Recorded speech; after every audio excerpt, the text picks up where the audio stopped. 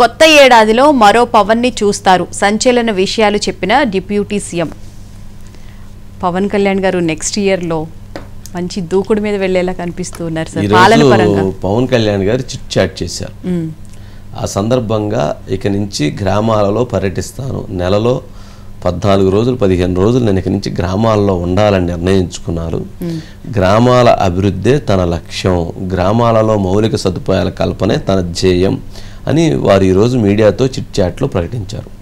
ఈ సందర్భంగా నేను అడ్మినిస్ట్రేషన్ నేర్చుకుంటున్నాను, చంద్రబాబు నాయుడు గారి యొక్క పరిపాలనా దక్షత, ఆలోచన విధానాలు ఇవన్నీ కూడా చాలా ఆలోచనాత్మకంగా ఉంటున్నాయి. వాటిని దృష్టిలో పెట్టుకొని కొంత నేను కూడా వాటన్నిటిని ముందుకు తీసుకెళ్తున్నాను అని చెప్తూ వారి కొన్ని అనేకమైనటువంటి అభిప్రాయాలతోటి వారు షేర్ చేసుకున్నారు. ఫస్ట్ పుష్ప సినిమాకు సంబంధించినటువంటి అంశంలో ఆయన తన భావాలని బయటపెట్టారు. భావాలను బయటపెట్టడం అని అంటే, ఎవరైతే రేవతి ఆ చనిపోయిన వెంటనే ఆ సినిమాకు సంబంధించినటువంటి బన్నీ కానీ లేక ఆ ప్రొడ్యూసర్స్ కానీ ఆ డైరెక్టర్ కానీ సరైనటువంటి విధంగా స్పందించలేదు. ఆ స్పందించకపోవటంతో దాని మీద ప్రజల్లో వచ్చినటువంటి వ్యతిరేకతని ప్రభుత్వం దాని మీద దూకుడుగా వ్యవహరించింది అని చెప్పారు. ఇది అవునన్నా కాదన్నా అది వాస్తవం. ఎందుకనంటే వెంటనే వాళ్ళని పరామర్శించడం కానీ వాళ్ళు ఏమైనా సెలబ్రేషన్ మూడ్లో ఉన్నారు, అసలు దీంట్లో లేరు. కానీ అది వెంటనే జరిగి ఉన్నట్లయితే కొంత ఇటువంటి గోటితో పోయేదాన్ని గొడ్డలి దాకా తెచ్చుకునేటువంటి పరిస్థితి ఉండేది కాదు.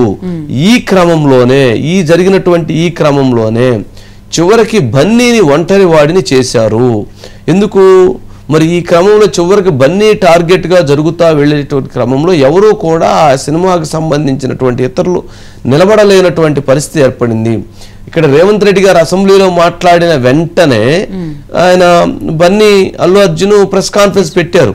మరి అల్లు అర్జున్ ప్రెస్ కాన్ఫరెన్స్ పెట్టినప్పుడు వాళ్ళ తండ్రి పక్కన కూర్చున్నారు, కానీ ఒక పక్కన డైరెక్టరు ఒక పక్కన ప్రొడ్యూసర్స్ కూర్చున్నట్లయితే, ఆ సినిమా యూనిట్ కూర్చున్నట్లయితే మరి ఆ నిర్ణయం బన్నీని ఆ ఒక్కడిని డ్యామేజ్ చేసేటువంటిది కాదు కదా. మరి ఇప్పుడు ఫైనల్గా ఏంటి, బన్నీని ఒక్కడనే టార్గెట్గా జరిగినటువంటి పరిస్థితి రావటానికి అతను ఫ్రంట్ ఫేస్ చేశారు. అది ఒక అంశాన్ని తెలియజేశారు. బన్నీని ఒంటరి చేశారంటే అది కనపడుతుంది. సరే, రేవంత్ రెడ్డి గారిని ముఖ్యమంత్రి గారి యొక్క ఆలోచన విధానం కూడా తను తప్పు పట్టలేదు. ముఖ్యమంత్రి గారు కూడా ఇండస్ట్రీకి సంబంధించినటువంటి అంశంలో బన్నీకి బెనిఫిట్ షోలు ఎందుకు ఇచ్చారు, బన్నీకి అదే పుష్ప టూకి టికెట్లు ధరలు ఎందుకు పెంచారంటే సినిమాకు సపోర్ట్ కావాలనే ఉద్దేశంతో పెంచారు కదా. గతంలో ఇచ్చినటువంటి అనేక సినిమాలకు జీవోలకు కూడా ప్రోత్సాహకంగా ఇచ్చారు కదా. మరి ఆయన ఎక్కడ అడ్డుకున్నారు? మరి ప్రోత్సాహకంగా ఇచ్చినటువంటి వ్యక్తి